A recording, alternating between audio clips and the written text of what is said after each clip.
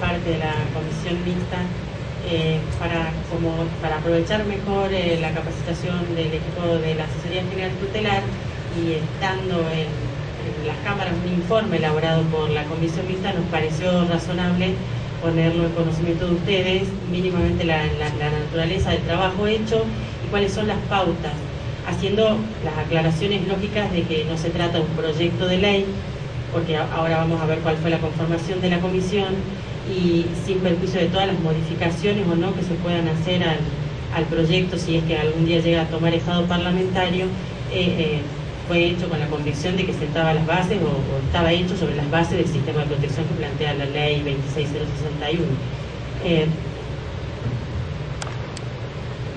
Por ley 5292, la provincia, aun cuando resultara no necesario, adhirió a la ley 26061. Pero fue una adhesión condicionada, ya que en el artículo primero dice, que la adhesión es solo a los principios y disposiciones. Esto es título primero y segundo de la ley, que aborda en definitiva los derechos y garantías de la Convención, que ya estaban incorporados a la Constitución. Luego, en el artículo segundo, la ley crea una comisión mixta constituida por representantes del Poder Ejecutivo y del Poder Judicial. ¿Cuál es el mandato o cuál es la tarea que le impone a esta comisión? Le solicita o le indica que en el plazo de un año, prorrogable por un año, elabore un protocolo de abordaje e intervención conducente a la adecuación de procedimientos de la intervención local. O sea, lo que le está pidiendo, lo que le pidió la legislatura a la comisión era que elaborara el régimen procesal para aplicación de la 26061. Ahora, en el artículo tercero, la misma ley suspende la aplicación de los procedimientos procesales hasta tanto se formulen estas adecuaciones. Con lo cual, el mandato legislativo parecía ser una adhesión a los principios de la ley, no adhesión al régimen procesal, creación de una comisión para que fraccione estos procedimientos y luego una suspensión de los procedimientos a los que no había adherido. Digo, es importante explicar la naturaleza de la comisión, porque si no se confunde y pareciera que la comisión fue constituida solamente por personas del Poder Judicial, se desconoce la incumbencia que tuvieron las personas que trabajaron desde el Poder Ejecutivo, y pareciera también confundirse como que se tratara de un proyecto de ley en ejercicio de la iniciativa legislativa que tiene el Poder Judicial.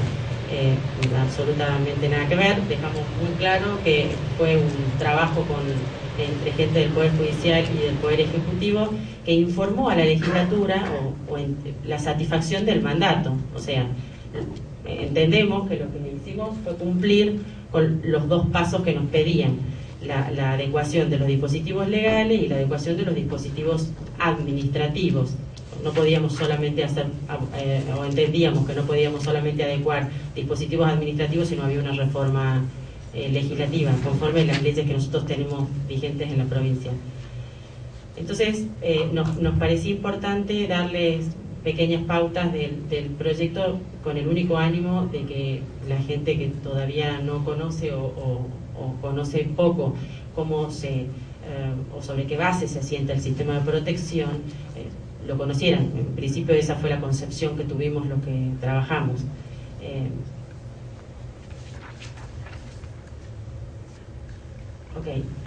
Entonces, para cumplir el primer mandato que nosotros que se nos pidió como comisión legislativa, porque se nos pedía asesoramiento técnico, eso era o por lo menos así lo entendimos nosotros, nos pareció que la adecuación pedida era imposible de realizar si no había modificación de los dispositivos legales.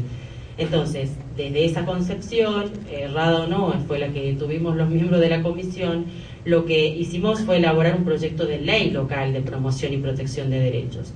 Para ese trabajo utilizamos como fuentes dos normas que existen, una, la ley del Chubut, la Ley de Protección Integral del Chubut, y en realidad la segunda fuente no fue una norma, sino un proyecto de ley de modificación de la Ley de Protección de la provincia de Mendoza, que se encuentra con trámite parlamentario. Ese proyecto está organizado en 5 libros. El primer libro, que se denomina de la protección integral, lo que hace es contener las disposiciones generales, si se quiere, reitera el título primero y segundo de la 26061, enumerando los principios, garantías y derechos reconocidos. ¿Cuál fue el criterio para incorporar esta parte, o la criterio que se podía hacer era por qué replicarlos si ya estaban contenidos en una adhesión formal a la 26061? Fue una decisión de técnica legislativa docente, si se quiere, porque habrá gente o habrá operadores que pensarán la 26061 está vigente del 1 al 34 y la de Catamarca empieza en el 35. Entonces, nada más que para tener cuerpo normativo completo, se tomó la decisión de incorporar una parte general o dogmática, no porque desconociéramos que esta parte ya estaba contenida por la 26061. De esas disposiciones generales que absolutamente todos conocemos, nos parecía importante destacar solamente 2, o la forma que se formularon 2, que es el derecho del niño a ser oído, que no está formulado de manera distinta a la ley nacional, pero quizás es más extenso el ámbito de garantía. Y el otro tema que nos parece importante también señalar era la incorporación de la figura del abogado del niño, que también está en la ley nacional, pero acá nosotros optamos por adoptar un rango etario, que se puede discutir o no, respecto de la obligatoriedad de que un niño mayor de 14 tenga derecho directamente, sin que se juzgue sobre su capacidad progresiva o sobre su madurez, tenga derecho a pedir la designación de un abogado. Todo esto responde a valoraciones que hizo el equipo, pero bueno, está bueno explicitarlo. En ese mismo título primero, que nosotros le denominamos parte dogmática, también se alude a principios rectores. También justificamos el porqué de estos principios, que hacen en una ley los principios. Los principios rigen el sistema, no están en la ley. Nos pareció también, por una cuestión de docencia legislativa, que era importante porque eran los parámetros desde los cuales, o los anteojos desde los cuales se tenía que mirar todo el sistema. Por eso están incorporados. Esos principios también son por todos conocidos y están en toda la normativa supranacional y en la ley nacional, pero a nosotros nos pareció importante incorporarlo. Y quizás el libro más trascendente o el más importante y el que puede sufrir muchas modificaciones, porque en definitiva son denominaciones del circuito de protección, es el libro segundo, que es el sistema de promoción y protección. Este sistema es un sistema de gestión de los derechos de infancia, fundamentalmente de trabajo en sede administrativa o en el ámbito del Poder Ejecutivo, y nosotros tomamos como base el circuito de protección diseñado por el proyecto de Mendoza, sin perjuicio de que hay millones de modelos, pero se asienta sobre las bases de la 26061. En ese sentido, y para que tengan una idea mínima de lo que se trata, el circuito nuestro estaba constituido por una dependencia directa del Poder Ejecutivo de una comisión interministerial, que era la que tenía a su cargo la elaboración del Plan Provincial de la Niñez y de la Adolescencia, y esa comisión estaba integrada por todos los ministros. Luego, con dependencia de la comisión, el Consejo Provincial de la Niñez, y ahí sí había un componente comunitario, aparte, o sea, ahí es donde se abrían las convocatorias al sector que no era el Poder Ejecutivo, porque lo integran, nosotros lo prevemos así, que el Consejo estuviera integrado no solo por representantes de ONG, sino por representantes de municipios, por representantes del Poder Judicial, de la Magistratura, del Colegio de Abogados, de la Asociación Argentina de Pediatría, etcétera, etcétera. Ese Consejo es quien asesoraba y proponía las políticas a la Comisión Interministerial. Pero quizás la autoridad más trascendente o el componente administrativo más trascendente sea la autoridad de aplicación, sin duda, porque es la que va a ejecutar o es la que va a garantizar que las políticas incluidas en el plan de protección de la infancia se satisfagan. Y con dependencia de la autoridad de aplicación, que con la estructura administrativa actual sería la subsecretaría de la familia, con dependencia de esa subsecretaría se encontraban los servicios locales de protección de derechos.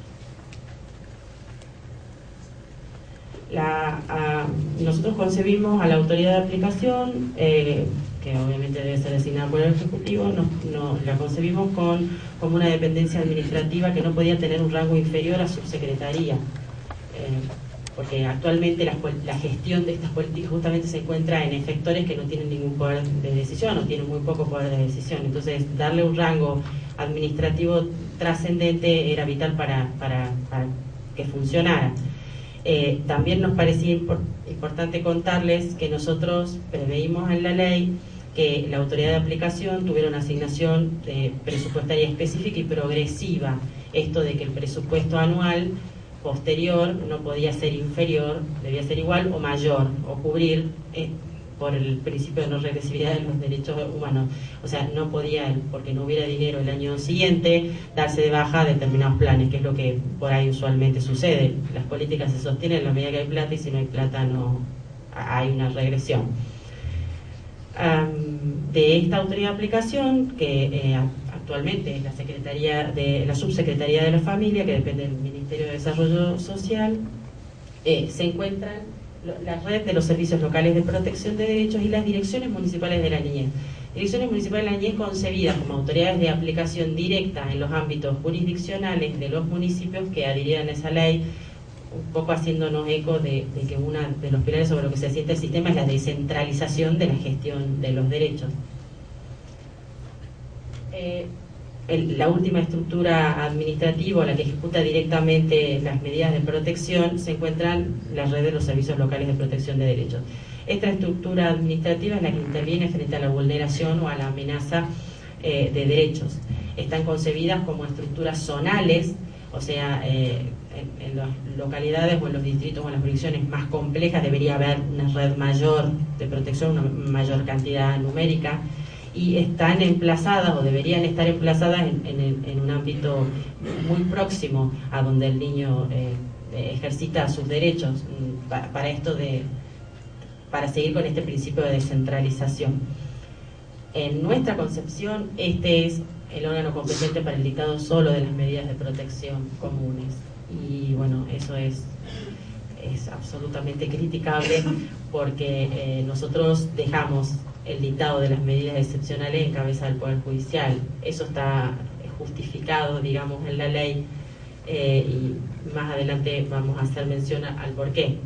Pero sí, esta sí sería una cosa muy observable, ¿no? Porque el sistema de protección integral plantea que todas las medidas sean dictadas por el Poder Ejecutivo. No se nos pasó, fue una decisión que se tomó en base a nuestra realidad local. Bueno, las medidas de protección. Yo sé que la mayoría sabe qué es esto, pero para los que por ahí por primera vez lo escuchan, me voy a permitir decirlo, recordarlo para los que todos lo saben, pero porque sobre la base de entender qué son las medidas de protección es que va a funcionar el sistema. Digamos, si no sabemos qué es lo que gestionamos, estamos complicados. Las medidas de protección de derechos son las medidas adoptadas frente a la amenaza o violación de los derechos o garantías de los niños, niñas o adolescentes. ¿Cuál es el objeto? El objeto es preservar el derecho amenazado, restituirlo o reparar sus consecuencias.